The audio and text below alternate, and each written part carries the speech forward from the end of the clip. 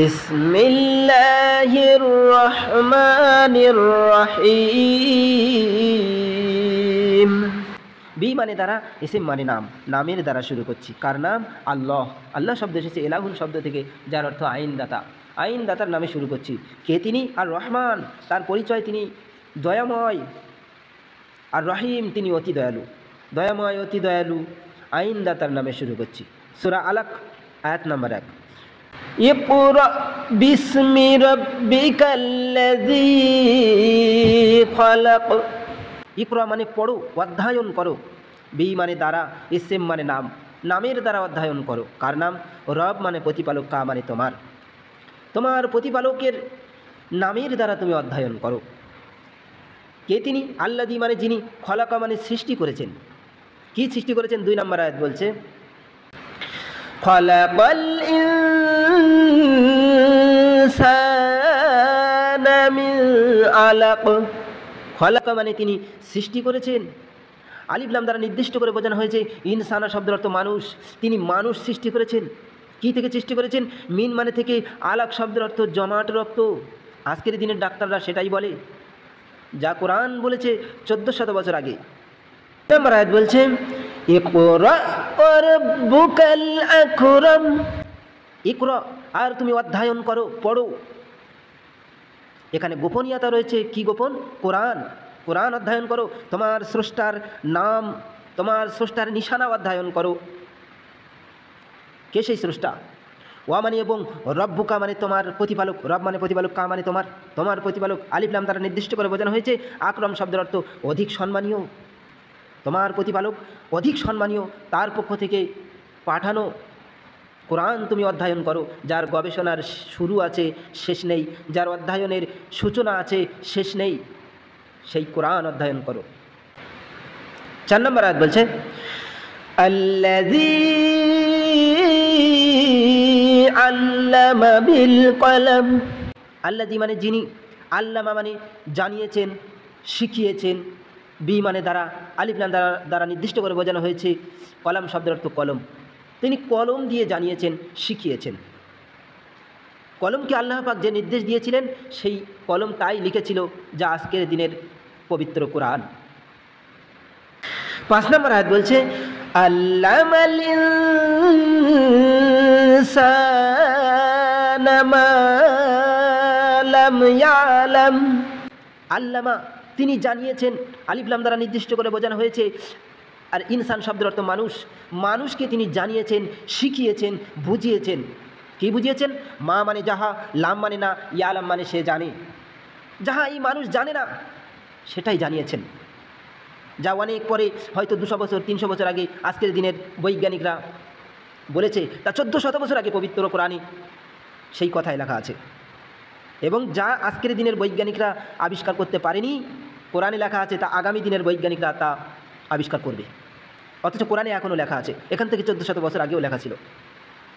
6 নম্বর আয়াত বলছে কাল্লা ইন্নাল ইনসানা লায়াতগা। কাল্লা, কখনো নয়। ইন্না মানে নিশ্চয়ই, আলিফ লাম দ্বারা নির্দিষ্ট করে বোঝানো হয়েছে ইনসান শব্দের অর্থ মানুষ, নিশ্চয়ই মানুষ। লা মানে অবশ্যই, ইয়াতগা মানে সীমা লঙ্ঘন করে। ইয়াতগা শব্দের অর্থ সীমা লঙ্ঘন করে, করবে। তাহলে 6 নম্বর আয়াত আল্লাহ পাক বলছেন কখনো নয়, নিশ্চয়ই মানুষ সীমা লঙ্ঘন করে, করবে। কারণ কি? কারণ এই সূরার শুরুতেই আল্লাহ পাক বলছে মানুষ সৃষ্টি করেছেন তিনি। তাই স্রষ্টা বলছে। 4 নম্বর আয়াত বলছে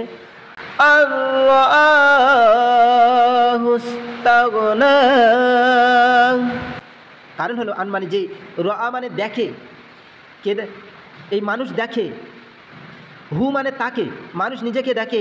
ইস্তগনা শব্দের অর্থ অমুখাপেক্ষী, মানে কারোর প্রয়োজন নেই। না খাটলে খাওয়া হবে না, ধর্ম মেনে কী হবে, চাই কর্মব্যস্ততার দিকে দেখো।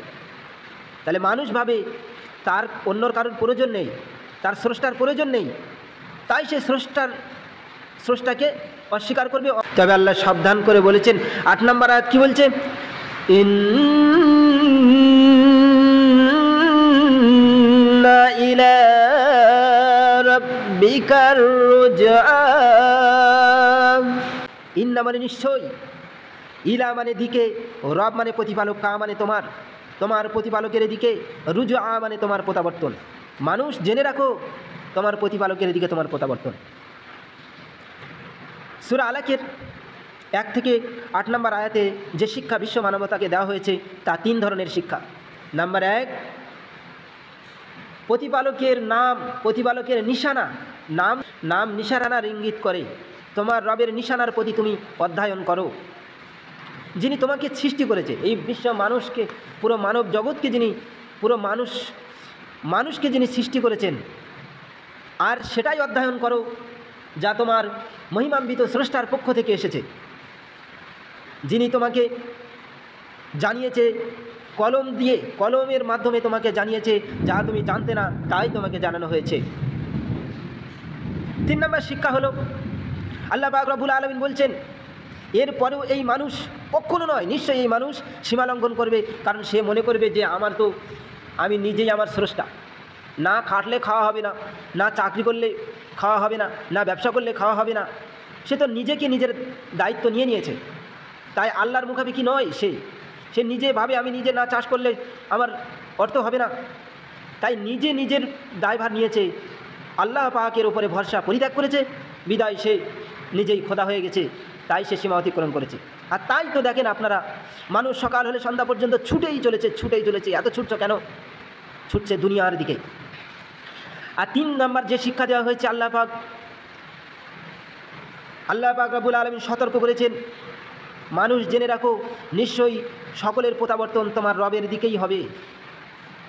সুতরাং নিজে নিজে খোদা ভেবে যেদিকে ইচ্ছা, যা ইচ্ছা ছুটছ, আল্লাহর হুকুমিয়াত, আল্লাহর সমাজনীতি, আল্লাহর রাজনীতি, আল্লাহর ব্যক্তিগত ব্যবস্থা, এগুলো তোমার ভাবনারও সময় হয়নি, কিন্তু তোমার রবের কাছেই তোমার ফিরে যেতে হবে। সেদিন তোমার কোনো উপায় থাকবে না। এই অনুরোধ, আল্লাহর দিকে ফিরে আসুন।